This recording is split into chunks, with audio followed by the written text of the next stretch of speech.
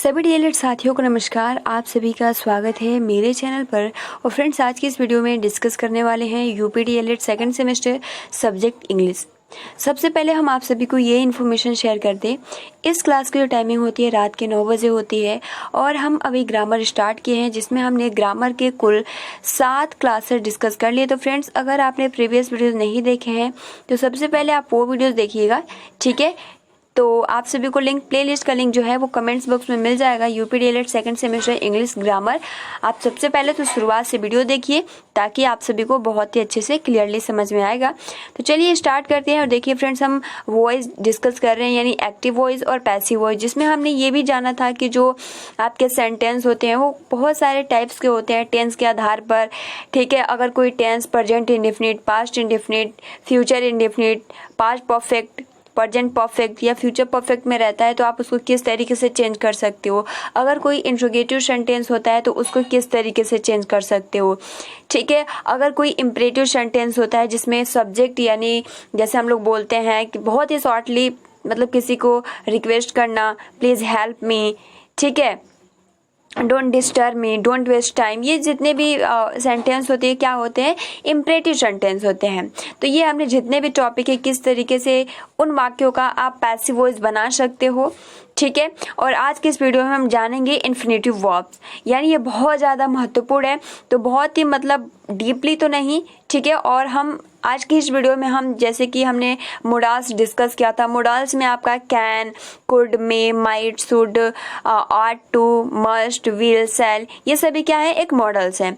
तो इसको आप किस तरीके से, अगर ऐसे वर्ड्स आ जाते हैं जिसमें कैन आता है, हेल्पिंग वर्ब, ठीक है, यानी मोडाल्स आ जाते हैं, तो आप उसको किस तरीके से पैसिव वॉइस में चेंज करेंगे। पूरा एक्टिव और पैसिव वॉइस आज खत्म होने वाला है और कल से हम डायरेक्ट इनडायरेक्ट स्टार्ट करेंगे, ठीक है। तो चलिए स्टार्ट करते हैं। वीडियो को लाइक कर दीजिए और अपने फ्रेंड्स मित्रों को शेयर कर दीजिए।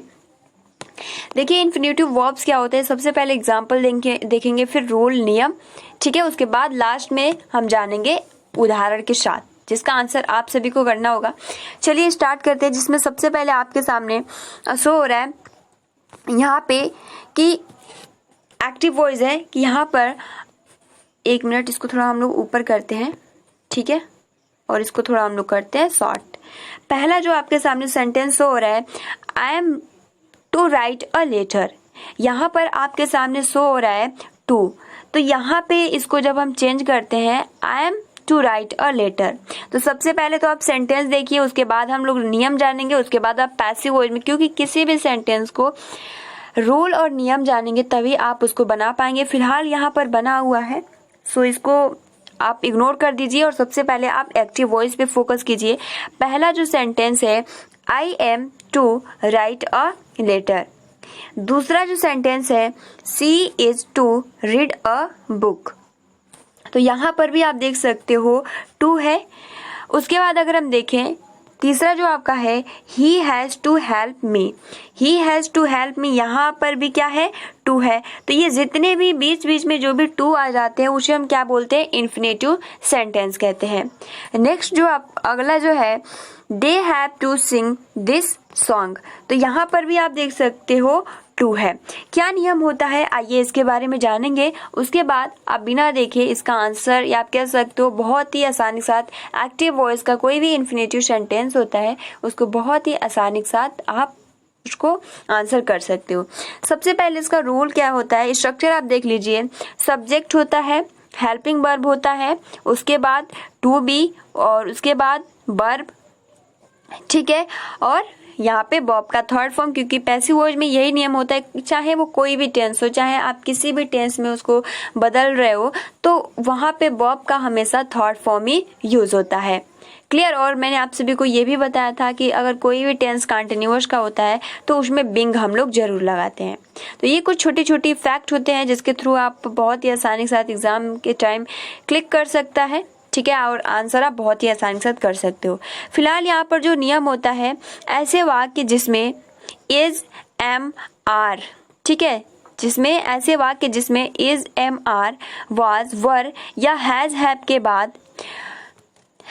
बाद टू का प्रयोग करके क्रिया का फर्स्ट फॉर्म होता है, यानी वर्ब का फर्स्ट फॉर्म होता है, अर्थात उसे हम क्या बोलते हैं, आप इंटिन्यूटिव कह सकते हो या इन्फिनिटिव का प्रयोग होता है, वहाँ इज, एम, आर, वाज, वर या हैज, हैव, हैड के बाद यानी हेल्पिंग वर्ब के बाद हम टू बी का यूज करते हैं। यानी कोई भी अगर सेंटेंस आता है, ठीक है, इज, एम, आर, ठीक है, इस तरीके से एक्टिव वॉइस में है और टू है उसके बाद, ठीक, तो हम पैसिव वॉइस में जब चेंज करते हैं तो हम क्या लिखते हैं, ऑब्जेक्ट, यानी आप उसको सिंपल सब्जेक्ट कह सकते हो, उसके बाद हेल्पिंग वर्ब, उसके बाद टू बी और उसके बाद वर्ब का थर्ड फॉर्म और उसके बाद अदर वर्ड्स आ जाता है। तो ये नियम आपने देख लिया, इसको फिर से आप सभी को हम रिपीट कर दे रहे हैं। अगर कोई सेंटेंस एक्टिव वॉइस में है, ठीक है, और वहां पे क्या होता है, इज, एम, आर यानी हेल्पिंग वर्ब के साथ टू जब लगा होता है तो उसे ही हम इन्फिनिटिव सेंटेंस कहते हैं। और जब हम पैसिव वॉइस में चेंज करते हैं तो इसमें हम इस तरीके से, इसका नियम होता है कि सबसे पहले तो हम सब्जेक्ट लिखते हैं यानी ऑब्जेक्ट भी कह सकते हो, ठीक है, उसके बाद हम क्या करते हैं, हेल्पिंग वर्ब लिखते हैं, उसके बाद हम क्या करते हैं, टू न लिखकर टू बी लिखते हैं, उसके बाद वर्ब का थर्ड फॉर्म और उसके बाद ऑब्जेक्ट। चलिए अब हम लोग अपना सबसे पहला जो सेंटेंस है, I am to write a letter, जो पहला आपका सेंटेंस है वो है आई एम टू राइट और लेटर। यहाँ पर आप देख सकते हो वर्ब का थर्ड फॉर्म है और हेल्पिंग वर्ब के बाद टू लगा। यही नियम बोला है कि अगर कोई ऐसा सेंटेंस जो कि हेल्पिंग वर्ब के बाद is, am, are, has, had, was, were के बाद टू लगता है और वर्ब का फर्स्ट फॉर्म लगता है, तो अगर हम पैसिव वॉइस में चेंज करते हैं तो helping verb plus to be plus verb का थर्ड फॉर्म, उसके बाद अदर वर्ड्स आता है और यहाँ पे क्या है, अ लेटर। क्लियर? तो हमारा अगर इसको हम पैसिव वॉइस में, हमारा जो नियम है, यहाँ पे टू है, वर्ब का फर्स्ट फॉर्म लगा है और यहाँ पे helping verb is, am, are ये सभी आ जाते हैं। तो सबसे पहले हमारा ऑब्जेक्ट जिस तरीके से आप सभी को पता है, तो यहाँ पे क्या है, अ लेटर, तो हम लिखेंगे यहाँ पे अ लेटर, अ लेटर, ठीक है। अब देखिए यहाँ पे एक लेटर की बात की जा रही है क्योंकि यहाँ पे एम है, आई के साथ हमेशा एम लगता है और यहाँ पे आप सभी को पता है इज जो लगता है सिंगुलर के साथ लगता है और आर जो है वो प्लूरल, यानी प्लूरल को हम कहते हैं बहुवचन, ठीक है, और एम के साथ आई का यूज किया जाता है। तो यहाँ पे हम देख सकते हैं एक पत्र की बात कही जा रही है, तो यानी क्या लगेगा, is, to be, to be के बाद क्या हो जाएगा, वर्ब का थर्ड फॉर्म यानी टू बी रिटेन, रिटेन। उसके बाद हम क्या लिखेंगे, यहाँ पे आपको पता है रिटर्न हो गया, आई लगा है, तो क्या हम यहाँ पे बाई का यूज करेंगे या नहीं, ये सबसे महत्वपूर्ण बात है।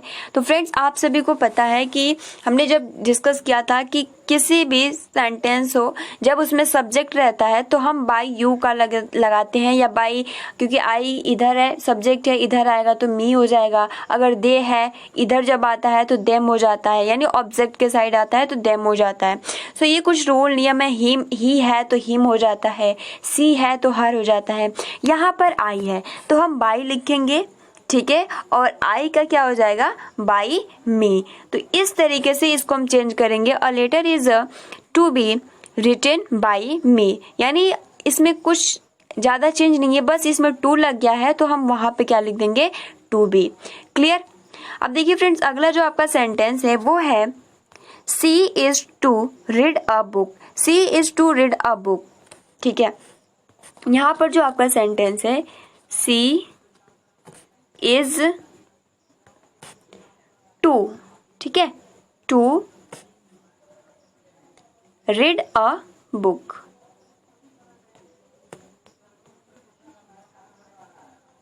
सो इसको हम लोग चेंज करते हैं। सबसे पहले अ बुक की बात की जा रही है तो यहाँ पे हम लिखेंगे अ बुक, ठीक है। उसके बाद यहाँ भी क्या लिखेंगे, हम इज लिखेंगे क्योंकि एक किताब की बात कही जा रही है तो यहाँ पे हम लिखेंगे इज टू बी। उसके बाद हमारा हो जाएगा रीड का थर्ड फॉर्म रीड होता है और उसके बाद बाई हर, क्योंकि सी का क्या हो जाता है, हर। अगर ही रहता तो वहां पे हम क्या लिखते हैं, सी, मतलब हिम। सो यहाँ पे हो जाएगा एक्टिव वॉइस है she is to read a book, then इसका पैसिव वॉइस हो जाएगा a book is to be read by her. Clear. देखिए अगला जो आपका सेंटेंस, आई होप कि आपको बहुत ही आसानी से समझ में आ गया होगा। देखिए तीसरा, देखिए फ्रेंड्स अगला आपका प्रश्न है कि he has to help me. अब यहाँ पे देखिए बहुत ज़्यादा जो प्रशिक्षु बहुत बड़ी गलती हो जाती है। इसमें गलती क्या होती है, हम मी देखते हैं और हम यानी ऑब्जेक्ट है इधर लाते हैं, सब्जेक्ट हो जाता है तो आई हो जाता है, और जल्दी जल्दी में हम क्या करते हैं आई एम, हमें पता है आई के साथ एम लगता है। लेकिन फ्रेंड्स सबसे पहले तो आप ये देखो क्या ये प्रेजेंट कंटिन्यूअस है क्या, तो नहीं है। सो यहाँ पे आप देख सकते हो ये क्या है, प्रेजेंट परफेक्ट है, इसमें हैज लगा है।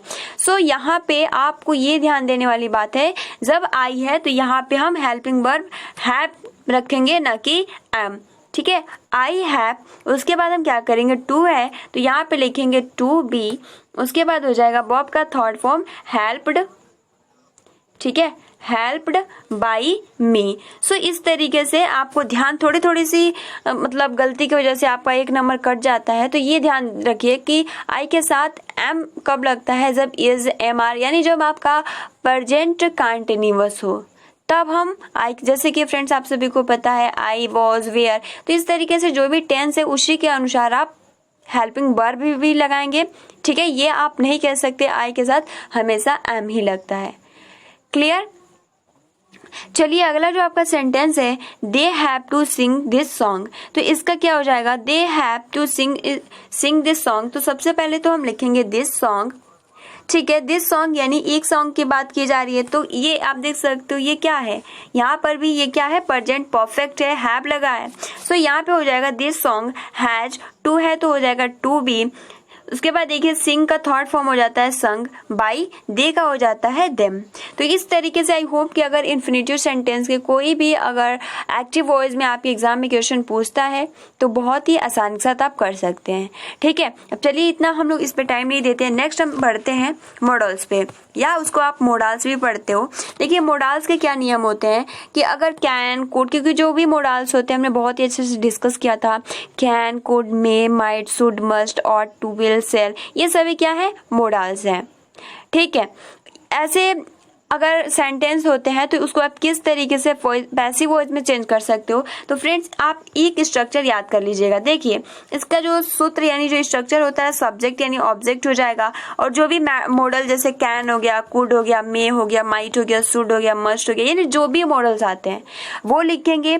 उसके बाद जस्ट उसके बाद यानी आप कह सकते हो मॉडल्स के जस्ट बाद आप बी लिखेंगे, और यहाँ पे मेन वर्ब का थर्ड फॉर्म यानी वर्ब का हमेशा थर्ड फॉर्म ही रहेगा, और बाई एजेंट यानी सब्जेक्ट, क्या कह सकते हो, ऑब्जेक्ट। तो इस तरीके के आपको याद रखना है। यानी अगर कोई भी, देखिए मैं अगर सिंपली बताऊं कि अगर कोई भी कैन आ गया, कुड आ गया, ठीक है, जैसे हमने टू देखा तो हमने क्या जोड़ दिया, टू बी। सो यहाँ पे अगर कभी भी कैन आ जाता है, कुड आ जाता है, मे, माइट, शुड, इस तरीके के अगर मॉडल्स आ जाते हैं तो उसके बाद आप सिंपल बी रखेंगे, टू न रख के क्या रखेंगे, बी रखेंगे।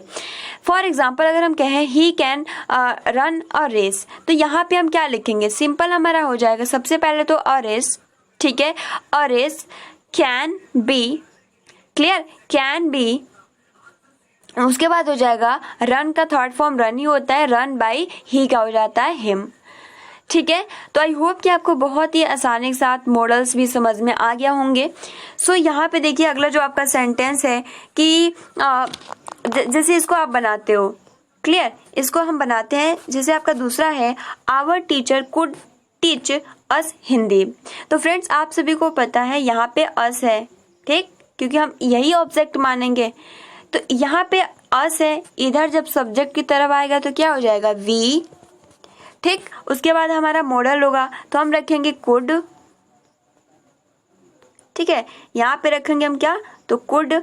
उसके बाद हमें पता है, हमने स्ट्रक्चर पढ़ा है, हमने सूत्र पढ़ा है, कुड के बाद यानी कोई भी मॉडल्स आता है उसके बाद बी लगता है, तो हम तो बी 100% लगाएंगे, क्योंकि गलत तो होगा नहीं, क्योंकि हमारा सूत्र कहता है कि कभी भी मॉडल्स आता है उसके बाद हम बी का यूज करते हैं, ठीक है। उसके बाद हमारा नियम कहता है कि जो मेन वर्ब है उसका हम थर्ड फॉर्म लगाते हैं। तो फ्रेंड्स आप सभी क्या दिख रहा है, टीच दिख रहा है, तो टीच का थर्ड फॉर्म क्या होता है, टॉट। तो यहाँ पे हम लिखेंगे we could be taught. Taught का जो स्पेलिंग होता है TAUGH टी, क्योंकि फ्रेंड्स इसको भी क्या होता है, इसके भी बहुत नियम होते हैं, हम इसको पढ़ते हैं टॉट, लेकिन इसमें भी आप देख सकते हो बहुत सारे ऐसे लेटर्स हैं जो कि साइलेंट है। तो हम साइलेंट वर्ड्स पे भी, क्योंकि इस टॉपिक से भी प्रश्न हर एक पेपर में पूछा गया है कि कौन से वर्ड्स में क्या लेटर साइलेंट है, तो इसमें भी हम आप सभी को एक सेपरेट वीडियो प्रोवाइड करेंगे। फिलहाल यहाँ पे हम अपने टॉपिक पे पैसिव वॉइस पे हम लोग डिस्कस कर रहे हैं, तो यहाँ पे हो जाएगा टॉट, उसके बाद हम लिखेंगे हिंदी, क्योंकि हिंदी ही सिखाया जा रहा है, पढ़ाया जा रहा है, तो हम लिखेंगे हिंदी, ठीक है, हिंदी, और उसके बाद बाय आवर टीचर, ठीक है, क्योंकि आवर टीचर का हम आवर टीचर ही लिखेंगे। तो यहाँ पे हो जाएगा आवर टीचर, तो यहाँ पे our teacher could teach us Hindi, तो इस तरीके से इसका पैसिव वॉइस में हम चेंज करेंगे, we could be taught Hindi by our teacher, क्योंकि सेंस तो एक ही है, बस हम थोड़ा कहने का अलग ढंग से कहते हैं। अब देखिए फ्रेंड्स, अगला जो आपका है I would open the lock, तो यहाँ पर आप देख सकते हो मॉडल क्या है, वुड। सबसे पहले हम रखेंगे द लॉक, ठीक है, द लॉक, उसके बाद हो जाएगा वुड, क्लियर, वुड हो जाएगा। उसके बाद हो जाएगा, हमें पता है वुड मॉडल के बाद कभी भी बी आता है, बी, उसके बाद हमारा थर्ड फॉर्म आएगा, तो यहाँ पे ओपेंड हो जाएगा, क्लियर, ओपेंड। उसके बाद क्या आ जाएगा, बाई,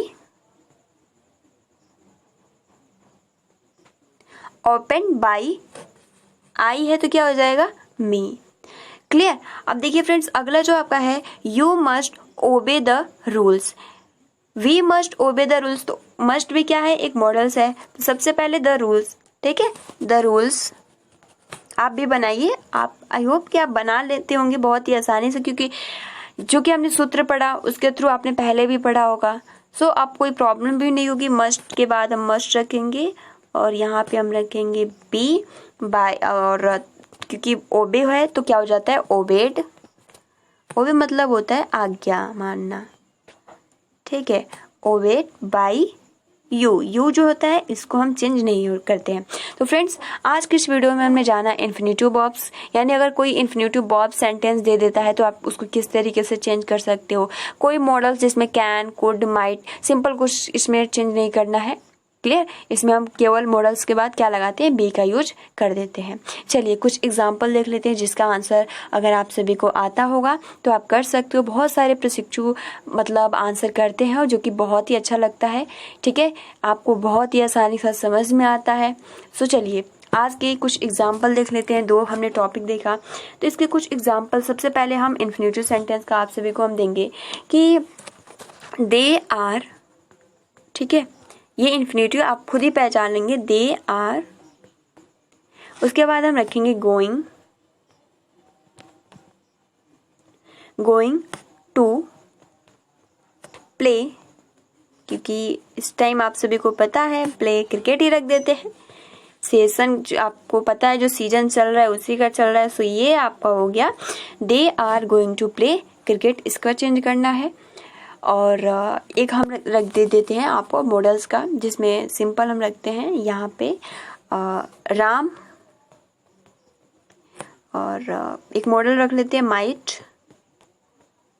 ठीक है, माइट लर्न इंग्लिश, ठीक है।